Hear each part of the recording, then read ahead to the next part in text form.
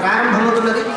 4వ అధ్యాయంలో అమ్మవారు త్రివర్ణాత్మికాది శక్తి లక్ష్మీదేవిగా మనకి దర్శింపజేస్తారు.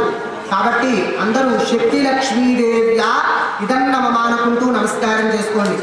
ఇంద్రాది దేవతలు వచ్చి అందరూ అమ్మవారి దగ్గర స్తుతిస్తున్నారట. ఏ విధంగా అంటే, అమ్మ శక్తి లక్ష్మీదేవిగా నీకు మా శక్తులందరినీ ప్రసాదిస్తాము అని చెప్పి ఇందాక చెప్పినట్టు బ్రాహ్మీ మాహేశ్వరి కౌమారి వారాహి వైష్ణవి వారాహి మాహేంద్రి చాముండాదేవతగా ఆ ఇంద్రాది దేవతలు అందరూ వచ్చి అమ్మవారు సాక్షాత్తు త్రిమూర్తులు కూడా వచ్చి ఇందాక చెప్పాను చూసారా, ఆ బ్రహ్మదేవుడు బ్రాహ్మీ రూపంలో అమ్మవారికి ఇవ్వడం జరిగింది. తర్వాత మాహేశ్వరుడు కూడా ఆ అమ్మవారిగా అవతరించి మాహేశ్వరి రూపంలో త్రిశూల ఎవరి దగ్గర ఏ ఆయుధాలు ఉంటాయో ఆయుధాలతో సహితంగా అమ్మవారికి శక్తిని ప్రసాదిస్తున్నారంట.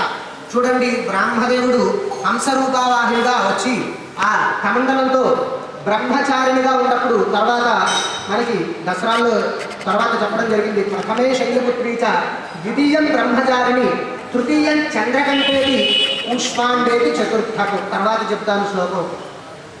ఈ విధంగా బ్రహ్మదేవుడు ఆ విధంగా తర్వాత ఈశ్వరుడు త్రిశూలంతో, సుబ్రహ్మణ్యేశ్వరుడు ఆయన పంచముఖంలో ఇందాక చెప్పాను పంచమం స్కందమాతేది షష్ఠం కార్త్యాగ్నిచ.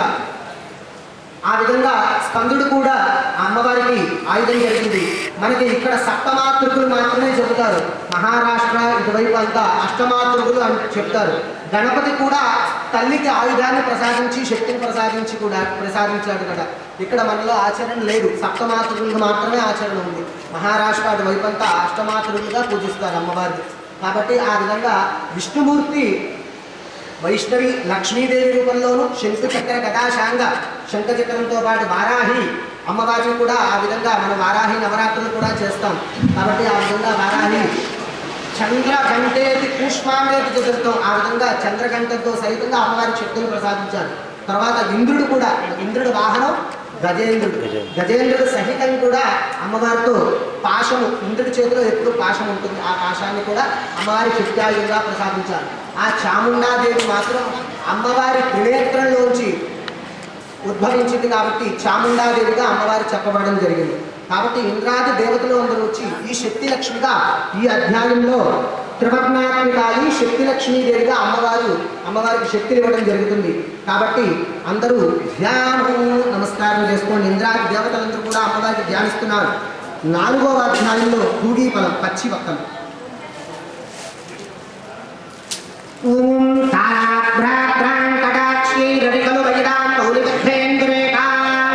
శంఖం చక్రం కృపాణం త్రిశఖమపి కరే వృత్తహంటీం త్రినేత్రాం సింహస్కంధాదిరూఢాం త్రిభువనముఖిలాం తేజసా పూరయంతీం ధ్యాయేన